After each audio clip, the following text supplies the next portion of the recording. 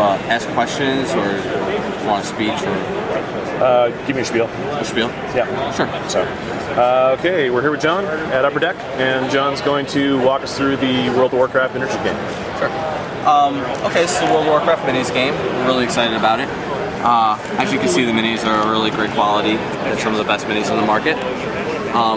Every mini comes in a box with a character card and 2 ability cards. Now, every single mini has a character card that corresponds to it. As you can see, it has a little picture of little Ruby on here. And it gives you all the information you need to know about the character to play the game.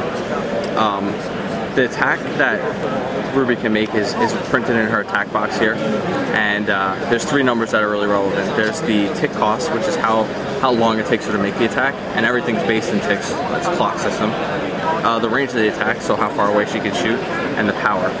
And it's a magical attack. So also it gives her stats like her health, her resist, which is her defense against magic, and her armor, which is defense against physical. Since she's a mage, she doesn't have a whole lot of armor, but you know, she hits pretty hard with the 6-die attack.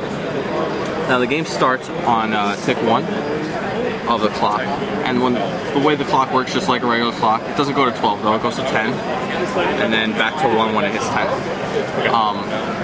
So every character that has a personal clock, which is tracked on the side of the U base here, and you can see slides around. Every character that personal clock matches the game clock gets an action, so they can move and make an attack, or sometimes do other things as well. So, like a typical game is going to start out with people spawning on the spawn point and moving out. And if there's anyone in range, for example, like say Hadun was standing here, she could go ahead and just make an attack against Vindicator here. So the way the attack works is you would pay the tick cost of the attack, which is 3, and you would move her personal clock up to 4. So that means after she makes the attack, she's not going to move. She's not going to move again for a while. And you roll the number of dice equal to the attack. Now, when you roll the dice, you can see that the 3 here is a little bit grayed out. Yep. That's because 1 through 3 is a miss. Yep. 4 through 10 is a hit. 4 through 0 or wherever your dice. And the 10 here is a crit icon. So whenever you see that, you get to activate whatever the crit text is on the attack. Hers happens to be damage +1. So on an attack like this, if you roll a crit, which I kind of fudged there a little bit, you would roll 6 hits. Now every character has the resist against a magic attack. So Vindicator has 2 resists. So he would roll his 2 resists against it, and he'd hit 2. So you would get 4 damage total on these. And then you would take damage equal to that. So when characters take damage equal to their health, they die, of course. But they don't actually die for good. They come back. What happens is they just pay 2 ticks, and they respawn when their clock matches the game clock again, and they're back in the action. So if you were on 4, you got killed, you set your clock to 6. Exactly. Yeah. Okay. Set your clock to 6. Zoom back to your respawn point here. Yep, and then you go back to your respawn point.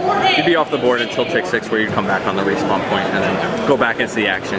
Now, the interesting thing about the game, one of the best things in my opinion, is that you can actually take any 3 characters as long as they match a faction. So if you have all Alliance guys, you can take them on an army, and you're playing to the amount of points that your army costs. You don't have to match costs with your opponent's army like in some other minis games, where it could be hard to find people that have the army of the correct cost to play against. In our game, it's not like that. You can play with any 3 Alliance guys, you take them, and you add up their points total, and you play to that point total. Whenever you kill a character, you score 4 victory points, and whenever different scenarios have different victory points, but they generally score you some amount of points for victory point locations or controlling them. And you can see the little VP flag on this to designate that. And that's just this particular scenario. You'd score, each player would score a victory point at the end of ticks 5 and tick 10 for each character they had on or adjacent to the victory point. And when you hit your score of your army, you win. Oh, okay. So